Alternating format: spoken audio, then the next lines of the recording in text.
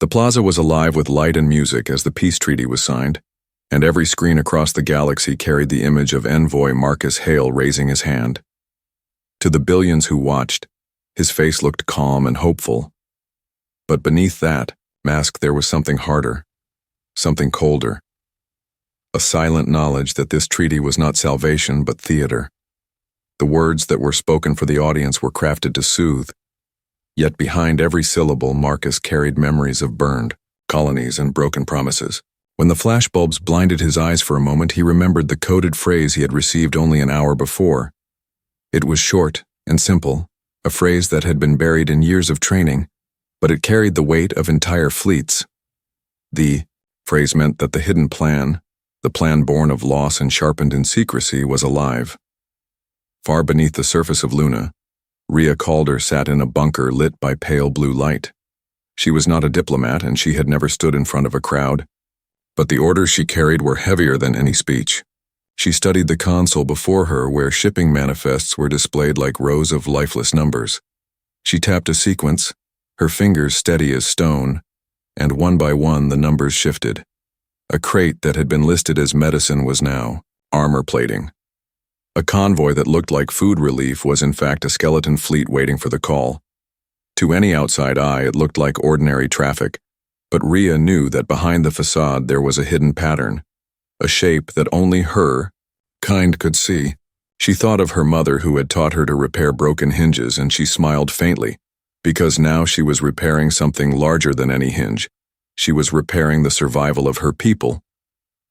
On the capital world of the Empire, a young analyst named Talar Ven leaned back in his chair and watched the broadcast. Around him his colleagues cheered and clinked glasses, praising the dawn of a new age. But Talar felt an unease he could not shake. For weeks he had run models and studied shipping data, and what he saw did not match the official story.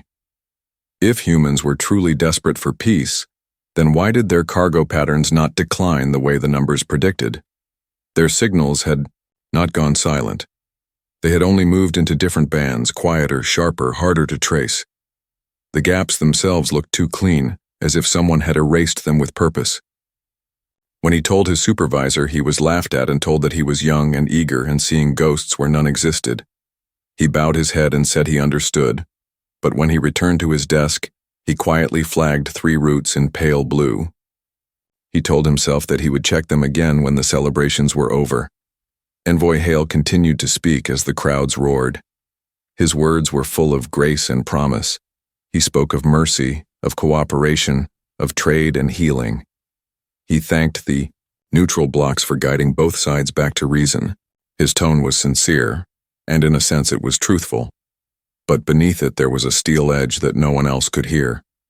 He had buried sons and daughters in the soil of ruined worlds. He had seen treaties used as weapons, and he knew the Empire never rested. The signing today was a mask, and like all masks it hid a blade. Deep below the Concord Pavilion, in a sealed control room, a technician watched a small clock count down. At 0, a series of probes winked out in one corridor and blazed to life in another. No one outside that room noticed, but a war had shifted its weight by a fraction. Rhea leaned back in her chair after the first cycle of adjustments was done. She opened a second slate and studied the official relief schedule. It was filled with names of towns that no longer existed, towns that had been burned years ago, yet on paper they were about to receive fresh supplies. She whispered the names as she checked them off, honoring the ghosts even as she used their shadows to hide steel and fire. Somewhere in the dark, a small vessel killed its lights and drifted until a larger shadow met it and consumed it whole. On the ledger, a new name was born and an old name went to sleep. The corridor gained another ghost. That night on the capital world, Talar Ven walked along the lake where lanterns floated on the water. Music filled the air and laughter rang across the streets, but the weight on his chest did not lift. He checked the public shipping feeds once more and watched the tidy flow of convoys. It was all orderly, too orderly, as if someone had smoothed the chaos out with careful hands. He marked the feed with a hidden alert, using a language his peers did not know, and he told himself that he would sleep when the alert did not ring. He returned to his small room, lay on the cot, and listened to the ceiling fan hum. As his eyes closed, he saw the human envoy again, smiling in a way that mixed sorrow and iron. He did not know why both could live in the same face, but he could not forget it. He drifted into uneasy sleep, while out in the void, human fleets moved by inches, preparing for the day when the treaty's mask would fall. Morning rose over Luna's surface, but beneath the rock, the bunker stayed in its endless night where only the faint hum of machines marked the passage of hours. Rhea Calder had not left her console, her mind moving as swiftly as the data flow she watched. The relief manifests continued to shift under her hand, and with every adjustment she imagined the invisible fleets that would come to life from these numbers. To the galaxy, they were humble shipments of rice, steel, medicine, spare parts. To those who knew the code, they were ribs and sinews of a hidden war machine, waiting for the moment when peace would tear apart. She rubbed her tired eyes and thought about her brother who had died in the first year, his name recorded in the archives of a colony that no longer breathed. It was for him and for thousands like him that she carried this silent burden without complaint. In the heart of the Empire, Talar Ven started his day with a stiffness in his chest. The celebration had ended, the streets were swept clean, and yet the unease from the night before lingered. He had set alerts for 3 shipping routes that should have looked ordinary, yet in his mind they pulsed like veins of fire. He dressed in his analyst uniform and walked through halls filled with laughter and confidence. His peers spoke of a new age, of bonuses, of promotions, of the glory that awaited when the humans finally collapsed under the weight of peace. He smiled when they looked at him, but his smile was hollow, and when he reached his desk he immediately checked the feeds. At first nothing seemed wrong. The convoys moved as they always had, but then his hidden code lit up. A minor shift in velocity. A convoy moving too quickly for what was listed as food supplies, another making a detour that should not have existed. The patterns were small, but Talar knew that in small patterns the truth often lived. Envoy Marcus Hale returned to his quarters after endless rounds of ceremony. He had shaken hands with admirals who had once burned villages and smiled at governors, who had watched children starve while quoting policy. He had drunk wine with allies who spoke of trust while hiding their own knives. Now he stood alone in a room without windows, staring at the pale reflection of his face in a glass of water. He remembered when he had been a younger man, believing in the word peace with a heart that still trusted. But the first war had killed that trust, burned it out of him with the images of broken refugee ships drifting cold through space. He knew what this treaty was, and he knew what it was not. It was not a guarantee of life.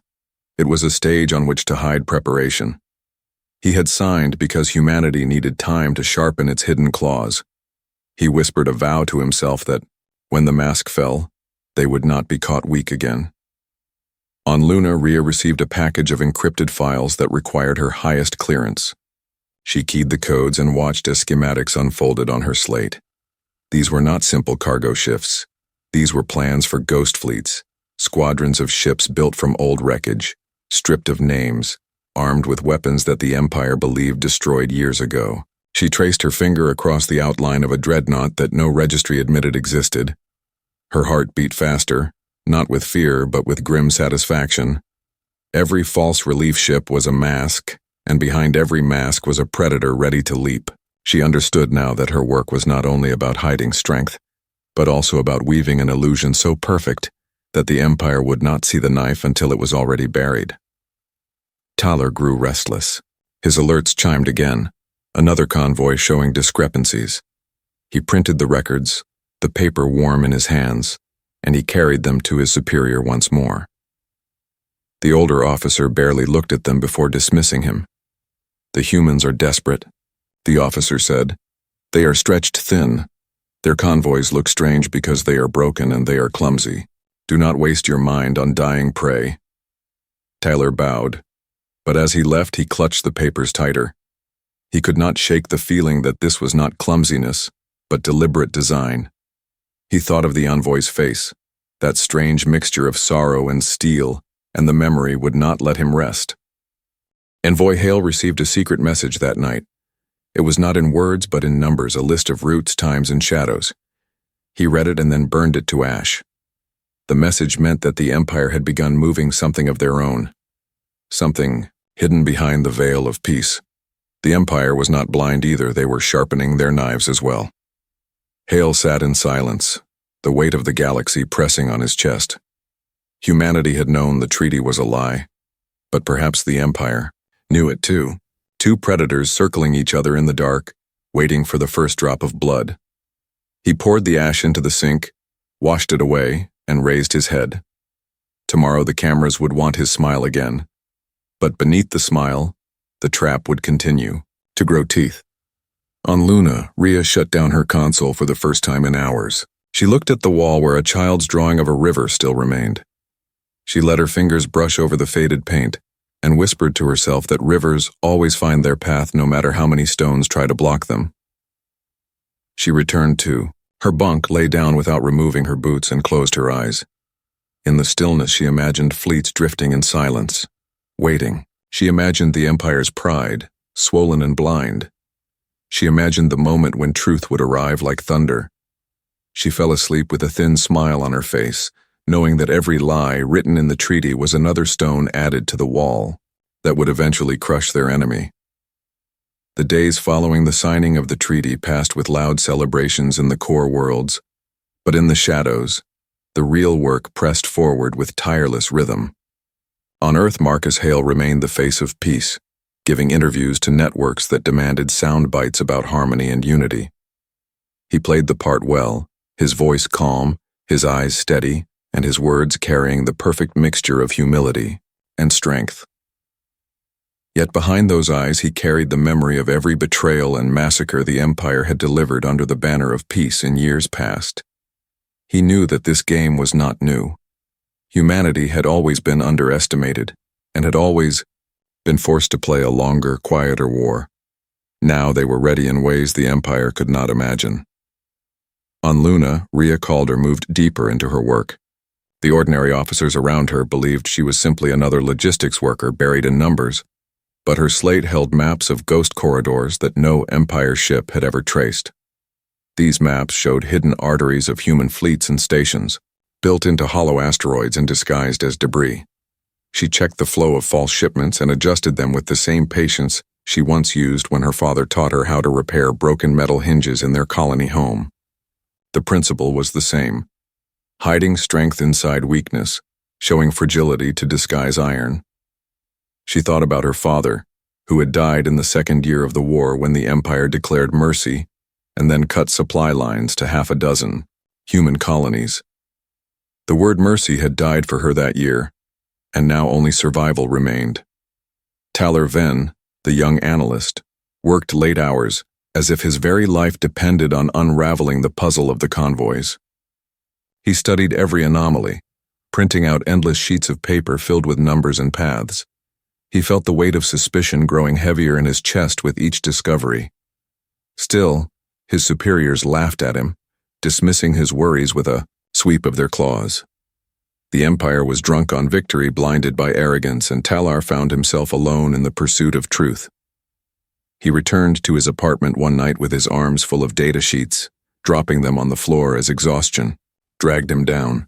He stared at the papers scattered across the room and realized the patterns made sense only when viewed from above. The convoys were not random or broken. They were building something vast, something hidden. He whispered to himself that the humans were not weak, they were waiting. Back on Earth, Hale attended a secret meeting in a sealed chamber where a handful of commanders sat in silence around a dimly lit table. No recordings were allowed. No transcripts would exist. These were the voices that guided humanity's hidden war. A general described the progress of new fleets rising from shipyards buried deep in the rings of Saturn. Another commander detailed the drone swarms hidden in cargo bays waiting to be unleashed when the time came. Hale listened, his face grim, then reminded them all that patience was the sharpest weapon. The Empire believed in the treaty. Let them believe it longer. Let them sleep while humanity sharpened the knife. He knew they had one chance, and when the mask dropped, the strike must be overwhelming, decisive, and final. There would be no second opportunity. Rhea was summoned to a different level of the Luna complex where she was shown corridors of massive storage vaults. Inside them lay entire skeleton fleets built from salvaged wreckage. These ships bore scars from earlier wars, yet had been reforged stronger and harder. Their hulls carried no names, no flags, only blank steel that would reveal its allegiance at the right moment. She walked along the row of silent vessels and felt both awe and sorrow. Awe because humanity had hidden this much strength under the nose of the Empire. Sorrow because she knew what it meant when these ships finally rose. War would return, fiercer than before, and the losses would be terrible. Yet she also knew that without such preparation, humanity would be erased. And so she placed her hand against the cold steel of one hull and whispered a quiet vow that when the time came, these ships would not fail. Talor's obsession deepened as he began connecting the anomalies to political movements. He noticed that human envoys never argued too fiercely for reduced defenses. They accepted terms with quiet smiles, but their actions always left loopholes wide enough for fleets to slip through. He saw how their relief ships passed through neutral systems at times that coincided with the sudden disappearance of wreckage fields. He saw how station traffic always shifted just before Imperial audits, as if the humans knew the audits were coming. The more he uncovered, the more he realized he was not chasing random noise, but following the outline of a vast shadow. The humans were building something behind the veil of peace, and he feared that by the time the Empire saw it clearly, it would already be too late. He began writing his findings in a private journal, hiding it in a place no one could find. It was his only refuge against the tide of denial that surrounded him. Envoy Hale continued to play his role, shaking hands, giving speeches, smiling for the cameras. He appeared as the architect of peace, but in truth, he was the architect of survival. He bore the loneliness of that knowledge, for only a handful of humans knew the true depth of the trap.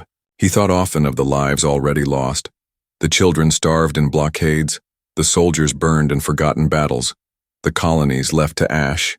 Every smile he gave was a mask built over those graves. Every handshake was a promise to the dead that when the day came, humanity would no longer be the prey. Humanity would be the predator. And so while the galaxy danced under banners of peace in the quiet dark of hidden corridors and secret stations, fleets gathered and sharpened. On Luna, Rhea adjusted her numbers. In the Empire, Talor wrote in, secret. And on Earth, Hale smiled his false smile. The treaty was a mask, and all masks must one day fall. The galaxy turned quietly in its routine, but under the surface currents were shifting in ways that only a few could sense. Weeks after the signing of the treaty, the first cracks appeared.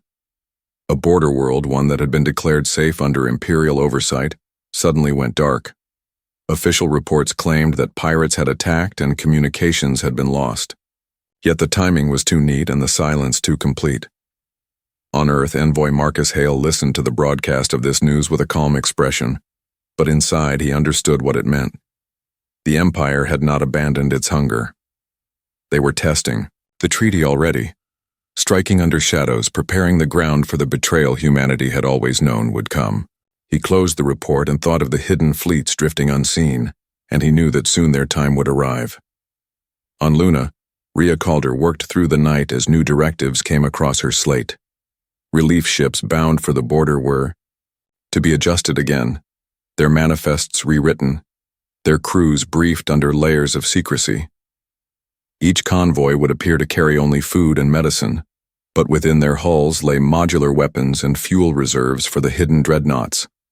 She moved with precision, her fingers flying across the console as if the numbers themselves were alive. In her heart, she felt the weight of every adjustment because each one was a step closer to war. Yet she never hesitated. She remembered the faces of her family, the silence of worlds starved by Imperial blockade, and the broken promises that had carried humanity to the brink. If this new war was inevitable, then it would be fought on human terms, not the Empire's. Far across the Empire, Talor Ven sat in a quiet archive chamber that he had bribed his way into. The shelves stretched high above him, filled with old records and traffic logs. He had begun searching for patterns that no one else dared to chase. His mind moved quickly, stringing together small details that appeared meaningless when isolated but formed a picture when combined. convoys vanishing into debris fields, neutral stations reporting sudden shortages just before human relief ships arrived, faint energy surges in abandoned corridors. It was like following footprints across dust, faint and fragile but always leading forward. The humans were hiding strength, and the Empire refused to see it. He wondered if he was the only one who cared enough to notice, and he felt the loneliness of truth pressing against his chest. The Empire did not sit idle either. In the Grand Council halls, admirals and governors gathered in silence to plan a strike that would break the humans once and for all. The treaty was a stage, but behind the curtain knives were being sharpened. They spoke of decapitation strikes, aimed at Earth's command centers, of raids that would cripple hidden shipyards before they could be revealed. They believed the humans were still weak, still desperate, still clinging to peace. They underestimated the depth of human patience.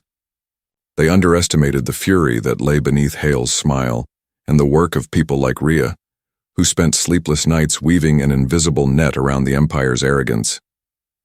Marcus Hale traveled to a neutral world for a summit, standing before leaders who spoke of hope and prosperity. He gave them the words they wanted, his voice carrying the tone of harmony, but behind those words he planted seeds of doubt. He reminded them gently of the Empire's past betrayals, of the worlds that had fallen silent under Imperial watch, of the promises broken with cold smiles. He did not accuse, he only reminded, and those reminders stayed like stones in the shoes of the neutral leaders. He knew that when the mask fell, humanity would need allies ready to choose truth over illusion. Every word he spoke was a careful move in the greater game, and he played it without faltering. On Luna, Rhea received word that the border world's silence had been confirmed. Refugee ships began trickling in, half-broken, carrying survivors, who spoke of Imperial ships masked as raiders. Rhea listened to their voices through recordings, her hands tightening on the console. The Empire had shown its hand, and though the galaxy might believe the excuse of pirates, humanity knew better. She forwarded the recordings through hidden channels, ensuring they reached Hale without interception. Every whisper of truth had to be preserved, because when the time came, it would be evidence of the Empire's deceit, proof that humanity had been preparing not for conquest but for survival. Talerven continued his investigation until one night he uncovered a data fragment that made his scales prickle with dread. It was a signal burst from a human relay hidden in the debris field of a forgotten battle. The signature was faint but unmistakable. The humans had built a communication net in places the Empire believed empty. It was not the act of a desperate species clinging to survival. It was the act of planners laying the foundation for a hidden war. He realized then that the humans were not playing defense only, they were preparing to strike. He closed his eyes, feeling fear coil through him. He was part of an empire that mocked his warnings, and he feared that soon it would be too late. The stage was shifting. The treaty still shone bright in the eyes of the galaxy, but beneath that false light, predators circled. On Earth, Hale prepared, speeches with a steady hand on Luna. Rhea built fleets from ghosts and numbers, and in the Empire, Talar wrote truths that no one wanted to hear. The silence of the border world was only the first shatter. More would follow, and when they did, the mask of peace would crack wide open, revealing the steel hidden beneath. Humanity had always known this day would come. The Empire's shadow plans began to take shape with growing confidence. Behind the curtain of the peace treaty, admirals assembled strike groups in hidden docks and ordered engineers to retrofit older ships for fast raids. They believed that if they struck quickly enough, they could cut the heart out of humanity's fragile alliance before the trap was revealed. Reports were sent to governors who smiled and nodded, convinced that within months Earth would be on its knees again. In their arrogance, they never considered that every whisper of their movement was already being traced. Humanity had waited for years, preparing in silence, and those preparations now moved toward completion. On Luna, Rhea Calder sat in the strategy chamber for the first time, surrounded by men and women who carried the heaviest secrets of the species. She listened as projections appeared in the air, showing the Empire's expected movements. Hidden intercepts had revealed that the Empire was planning a decapitation strike against Earth's command centers. The admirals believed they would find humanity scattered and unprepared. Rhea felt her chest tighten, not with fear but with grim purpose. Her work had been one thread in a much larger web, and now she saw how tightly the net had been woven. Ghost fleets were positioned to intercept. Hidden drone swarms waited in forgotten corridors, and planetary decoys were prepared to absorb the first blows. Humanity had not only hidden its strength, it had reshaped the battlefield so that when the Empire struck, they would be swinging at shadows. Marcus Hale read the same projections on Earth. His face remained calm, but his mind churned with heavy thoughts. He had long known this moment would come, the Empire unable to resist the lure of treachery. He thought of the families still mourning, of the children born under blockade, and of the graves scattered across barren soil. For their sake, the Empire's strike must not only fail, it must collapse so utterly that the galaxy would see the truth of human strength. He whispered to himself that peace was not given. It was earned by holding the line until no one dared cross it again. He stood before his mirror, rehearsing a speech that would reassure the galaxy when the storm began. A speech that would sound like sorrow, while behind it burned iron resolve. Talar Ven, in the Empire, received fragments of orders that confirmed his darkest fears. Strike fleets were being moved under the guise of training exercises. Special units were being redeployed near human corridors, their presence explained away as routine patrols. He compiled the information into a report and brought it to his superior once again. The officer dismissed him with weary amusement, saying that humans were finished, that they could never match the Empire's might, and that their convoys were pathetic tricks. Talar left the chamber with anger burning in his chest. He no longer cared if he was mocked. He knew the truth, and the truth screamed at him that the Empire was walking into a snare of its own making. For the first time, he considered sending a message outside official channels. The thought was treason, but so was blindness when it doomed countless lives. On Luna, Rhea oversaw the final activation of the decoy systems. Vast, hollowed asteroids carried transmitters that mimicked the signatures of human fleets. Planets lit, with false energy surges would appear to house command centers. Even the transmissions of soldiers were imitated by carefully scripted algorithms. When the Empire came, they would strike at ghosts, wasting their fury on shadows while the real strength of humanity remained hidden and intact. Rhea walked the corridors of the bunker with a sense of grim pride. Every false signal, every adjusted ledger, every secret convoy had led to this moment. She understood that when the first blow fell, many would die. But those deaths would not be in vain. They would be the spark that lit the trap. Marcus Hale convened with the commanders one final time before the storm. He looked at each of them, in silence before speaking. His words were simple, reminding them that this was not about revenge, though revenge was deserved. It was not about conquest, though conquest could be taken. It was about survival, about ensuring that no empire could ever again believe humanity weak enough to cage. He told them that when the time came, they must not hesitate. The mask of peace would fall, and what emerged must terrify those who had laughed at human endurance. Around the table, the commanders nodded, their faces solemn, their eyes hard. They were prepared. Talar returned to his apartment that night with the weight of choice pressing on him.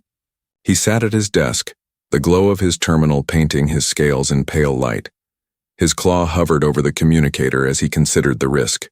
To send a warning would be betrayal, but to remain silent would be complicity in disaster. He closed his eyes and saw the human envoy's smile, sorrow and steel in equal measure. He thought of the convoys he had traced, the hidden signals, the debris fields that were not empty. With a shudder, he began to compose a message, stripped of identifiers, routed through channels that no one in his rank should know. He told himself that if the message reached even one human ear, it might change the course of what was to come. The stage was now set. The Empire sharpened its knives, convinced of its superiority. Humanity tightened its hidden net, waiting for the perfect moment.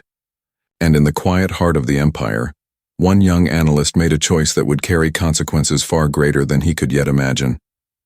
The peace treaty had been a mask from the beginning, and the time was fast approaching when it would be ripped away to reveal the truth.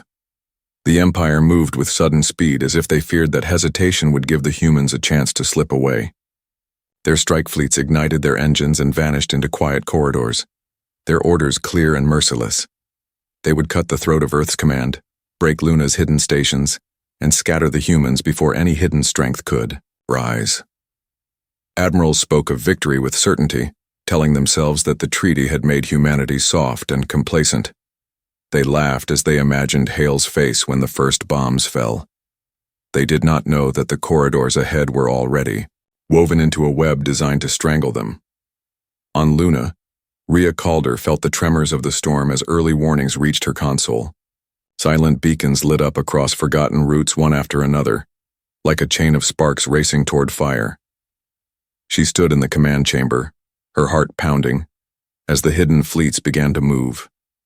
Dreadnoughts, that had been nothing more than ghosts on paper, came alive, their drives burning after years of silence. Drone swarms launched from stations disguised as debris, flooding corridors in clouds of steel. Rhea's hands did not tremble as she directed the flow, guiding phantom fleets into positions that the Empire believed empty. For years she had prepared for this moment, and now the trap was springing open with ruthless precision. Marcus Hale stood before the world with a calm face as broadcast demanded reassurance. He spoke of hope and unity, repeating words of peace, but behind the curtain he issued the orders that brought the trap alive. His voice did not falter as he told the galaxy that peace remained strong, even as hidden shipyards opened and released fleets into the dark. Hale understood the power of masks, and he wore his until the very last second. In the command rooms deep under Earth's surface, he shed that mask and revealed the iron beneath. He gave the signal that humanity had been waiting to hear for years. The treaty was over. The war had begun again, but this time it would not be the same. Tyler Venn ran through the corridors of his office as alarms began to sound. At first he thought it was another drill, another empty exercise meant to sharpen pride. Then he saw the feeds. Empire fleets diving into human space, their movements so confident, so sure of victory. Yet within minutes, the screens shifted. Entire task groups vanished into fields of ghost signals, chasing convoys that did not exist. Carriers launched volleys at planetary bases only to find hollow shells that burned but did not bleed. Confusion swept across the control centers as reports came in of Imperial ships colliding with swarms of drones, of destroyers pulled apart by weapons they thought extinct. Tyler stood frozen, his warning too late, his report unread. He realized in that instant that the Empire had walked blindly into a storm they had mocked for too long. Rhea watched as the Empire's fleets tore at shadows, while humanity's real strength struck where the Empire was weakest. Hidden dreadnoughts emerged from corridors no Imperial map had ever shown, surrounding supply groups and ripping them apart before they could react. Drone swarms swirled like steel storms, overwhelming escorts and leaving capital ships stranded. Convoys that had seemed harmless revealed their teeth, opening bays filled with weapons that cut through Imperial armor. Rhea gave her orders with precision, her voice steady, her heart burning with the memory of her father and her brother. This was not revenge, though revenge was sweet. This was survival, and humanity was showing the Empire that they had never been prey. Marcus Hale received reports of victory after victory, each one hidden behind the mask of official silence. The public still believed in the treaty. The galaxy still thought peace held. But in the corridors of war, the truth was written in fire. Hale leaned back in his chair, exhaustion tugging at him, yet his eyes shone with the fire of resolve. He knew the war was far from over, that the Empire would not fall in one night, but the balance had shifted. The Empire would never again believe humanity weak. He thought of the children who would sleep safer because of the blows struck this day, and he whispered to himself that the dead had been honored. In the Empire's capital, Chaos spread as commanders demanded explanations for the disaster. No one could understand how the humans had built such hidden strength under the eyes of the Empire.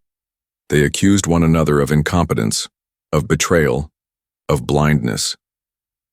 Taylor Venn sat in silence, his claws digging into the desk. He wanted to scream, that he had warned them, that he had seen the pattern, that they had refused to listen. But words would change nothing now. The fleets were burning, the Empire's pride was bleeding, and the humans had revealed the depth of their cunning. He closed his eyes, wondering what punishment awaited him when his own superiors sought someone to blame.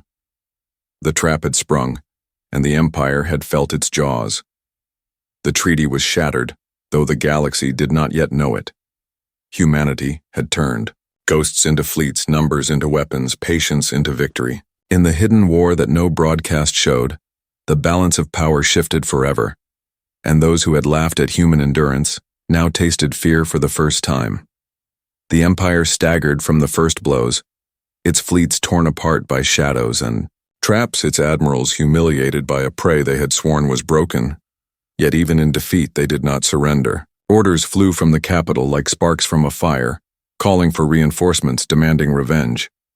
Entire legions were pulled from distant fronts to crush humanity once and for all. The Empire believed that overwhelming force would still carry, the day that sheer numbers could break the will of humans who had already suffered so much. But the humans had built more than hidden fleets and ghost stations. They had built unity, patience, and resolve carved from the ashes of their dead. On Luna, Rhea Calder did not rest. Her console glowed with endless streams of data as the second wave of Imperial ships moved toward the heart of human space. She traced their patterns, watching them fall into the same traps again and again. The decoys held, the drones swarmed, and the ghost fleets struck from the dark with precision. Every move the Empire made was countered by plans written years before. Yet she knew the cost. Reports came of human ships lost, of crews who gave their lives to hold corridors long enough for others to strike. Rhea whispered their names when she could, honoring them in silence, and carried their memory with every command she gave. This was the price of survival, and she would not let it be paid in vain. Marcus Hale faced the galaxy once more. The cameras demanded a statement as rumors of fighting spread beyond the veil of secrecy. He spoke of unity, of calm, of trust in the treaty, but his eyes carried a fire that no mask could fully hide. Behind closed doors, he met with allies from neutral worlds, placing before them fragments of truth, recordings of Imperial ships disguised as raiders, testimonies of survivors from the border worlds, whispers of betrayal too sharp to ignore. He did not ask them to fight for humanity, only to stand aside when the storm revealed itself. One by one, they began to listen. The seeds he had planted with careful words now sprouted into doubt, and doubt spread faster than fire across dry fields. Taylor Venn walked the capital's streets in silence, his world unraveling. The Empire raged at its losses, demanding blood, yet none of the leaders admitted their arrogance. Instead, they hunted for scapegoats, searching for someone to blame for the disaster. Taylor knew his time was short. He had spoken too much, asked too many questions, left too many reports unread, but remembered. He returned to his small room and read through his journal, the record of every anomaly he had traced, every warning he had tried to give. He thought of destroying it, but instead he hid it where others might one day find it. Perhaps history would remember that one voice had tried to speak the truth. When the summons came for him, he went quietly, his heart heavy with the knowledge that blindness had doomed his people more than any human weapon. The Empire's second wave crashed against humanity's defenses, and again it shattered. Hidden, shipyards released yet more fleets, forged from wreckage and secrecy, rising like phoenixes from the ashes of forgotten battles. Human marines landed on Imperial outposts that had never known fear, planting the flag of Earth in soil once thought untouchable. Drones swarmed through orbital corridors, overwhelming defenses with relentless persistence. The Empire's commanders realized too late that they had not been fighting a weak prey, but a patient predator. Every battle turned the balance further, and the myth of Imperial supremacy began to crumble. Rhea watched as reports of victory spread across her console. Her hands trembled, not from fear but from exhaustion and relief. Years of preparation had come to this, years of hiding strength behind masks of weakness. She thought of her father, her brother, her family lost to betrayal, and she whispered that they had been avenged. Yet she also knew that victory was not the same as peace. The war was far from over, but the Empire would never again treat humanity as prey. They would remember the price of arrogance, and they would fear the patience of the humans they had mocked. Marcus Hale stood in the great chamber of Earth, addressing his people without disguise for the first time. His voice was heavy with grief, but steady with pride. He told them that the treaty had been a lie, that humanity had always known it, and that they had endured the charade for one reason only: to ensure survival. He spoke of sacrifice, of hidden strength, of the day when the mask fell and truth was revealed in fire. He reminded them that peace without teeth was only a pause before slaughter, and that humanity would never again entrust its future to words alone. His speech echoed across Earth and Luna, and across the neutral worlds that listened in silence. For the first time, the galaxy began to see that the humans were not fragile survivors, but builders of a new order. Talar Ven's fate was sealed. In the dungeons of the capital, his warnings forgotten, his name unspoken. Yet the journal he left behind would one day be found, a testament to the blindness of power and the price of arrogance. The Empire's leaders would never speak his name, but history would remember that there had been one among them who had seen the truth too late. The war continued in the shadows and across the stars, but the outcome had already shifted. Humanity had proven that patience could be sharper than any blade, that silence could hide storms, and that treaties written in lies could be turned into traps. The galaxy would never see them the same way again. The peace treaty was a mask, and when it fell, the Empire discovered the predator it had mocked. Humanity stood unbroken, their future no longer chained by deceit, their enemies forced to bow before a truth they could not deny. The galaxy fell silent for a moment as the last of the Imperial fleets vanished into the void. Leaving behind wreckage and echoes of their arrogance, humanity stood amidst the ruins of their own fear and triumph. Alike their ships drifted in orbit. Like guardians who had never slept, their soldiers stared at the stars not in wonder, but in the cold satisfaction of survival. Every planet that had been touched by the Empire whispered tales of humans who had refused to bow and refused to break. The leaders who had once laughed at humanity could feel the weight of every life lost, every strategy executed with precision, every trap laid in patience, and the quiet intelligence that the Empire had never recognized. Humans gathered on the surface of Earth, on the moons of Jupiter, and scattered colonies across the stars, their faces tired yet shining with the knowledge that they had endured more than any history could record. They had waited for the lies to crumble, and when they did, they had struck with clarity and resolve that left no doubt in the hearts of any who watched that humanity was no longer prey. The peace treaty had been a lie, a cruel mask meant to blind the galaxy, but humanity had known, and they had prepared. They had waited in shadows hidden in plain sight, forging alliances with the neutral systems and teaching themselves to survive when everyone else doubted them. The soldiers remembered friends who had given everything. The engineers remembered inventions that had been dismissed as impossible. The pilots remembered the voids they had crossed and the enemies they had outsmarted.